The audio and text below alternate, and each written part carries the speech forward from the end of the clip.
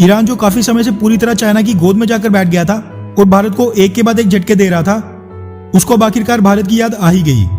वो भी तब जब उसकी मदद बाकी किसी भी देश ने नहीं की। जब से चाइना ने ईरान में $400 बिलियन तक का निवेश करने का ऐलान किया है, तब से ही ईरान के रुख बदले बदले से नजर आ रहे हैं और उसने पिछले कुछ समय में एक के बाद एक भारत को 2 बड़े महत्वपूर्ण प्रोजेक्ट से बाहर निकाल दिया है और ये दोनों ही प्रोजेक्ट भारत के लिए आर्थिक रूप से और सुरक्षा कारणों से जरूरी थे।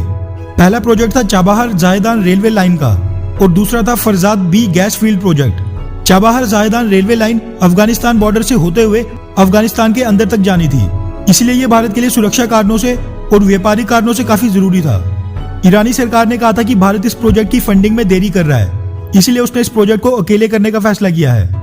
इसी के साथ Farzad B gas project Iran और भारत ने मिलकर 18 साल पहले 2002 में गैस की खोज करने के लिए शुरू किया था और साल 2008 में भारतीय कंपनी ONGC विदेश लिमिटेड ने वहां पर तेल की खोज कर भी दी थी, जिसमें करीब $400 मिलियन का खर्चा आया था। इस गैस की निकासी भारतीय कंपनी ONGC विदेश लिमिटेड को करनी थी, लेकिन कुछ ही समय पहले ये खबर सामने निकल कर आई थी कि ईरान ने भारत को इस प्रोजेक्ट से भी बाहर निकाल दिया है और ये टेंडर अपनी स्वदेशी कंपनी को दे दिया है। ये दोनों ही ईरान के फैसले ऐसे समय पर आए थे जब चाइना ने ईरान में $400 बिलियन तक का निवेश करने का ऐलान किया था और दोनों ही देश इस डील पर back to back bilateral meeting कर रहे थे।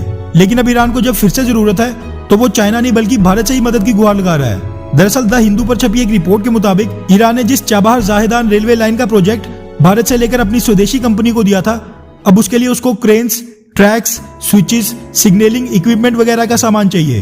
अमेरिका के प्रतिबंधों के कारण चाइना समेत कोई भी दूसरा देश उसको ये चीजें मुहैया नहीं करवा रहा है, इसलिए ईरान अब थक हार कर आखिरकार दोबारा भारत के पास ही आया है।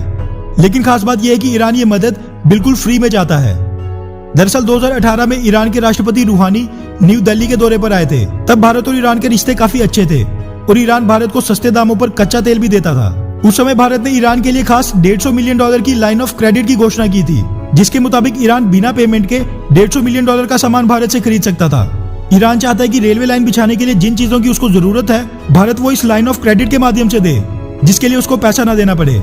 ईरान की बात करें तो जब तक भारत ईरान से तेल खरीद रहा था, तब तक तो ईरान भारत के साथ एक के बाद एक साझेदारियां कर रहा था। लेकिन जब से अमेरिका के प्रतिबंधों के कारण भारत ईरान से तेल नहीं खरीद पा रहा है और बाकी प्रोजेक्ट्स डिले हो रहे हैं, तब से ईरान भारत को एक के बाद एक बड़े बड़े प्रोजेक्ट से बाहर कर रहा है। ईरान को समझना चाहिए कि अगर भारत अमेरिका के खिलाफ जाकर ईरान के साथ कोई भी डील करता है या फिर कच्चा तेल खरीदता है, तो फिर भारत पर भी प्रतिबंध पड़ सकते हैं। ऐसे में उसको भारत के साथ लॉन्ग टर्म में सोचते हुए फैसले लेने चाहिए और जो वो चाइना के $400 बिलियन के लालच में पड़ रहा है, तो उसका हाल भी फिर पाकिस्तान की तरह हो जाएगा, जो व्यापार के नाम पर चाइना को मुर्गों के पंजे और गधे बेच रहा है। वैसे क्या ईरान पर आज के समय भरोसा किया जा सकता है या फिर नहीं? नीचे कमेंट करके अपनी राय जरूर बताएं। अच्छा सुनो, चैनल को सब्सक्राइब करो, उसके बाद घंटी बजा देना ताकि अगली वीडियो आपसे मिस ना हो पाए। Thank you.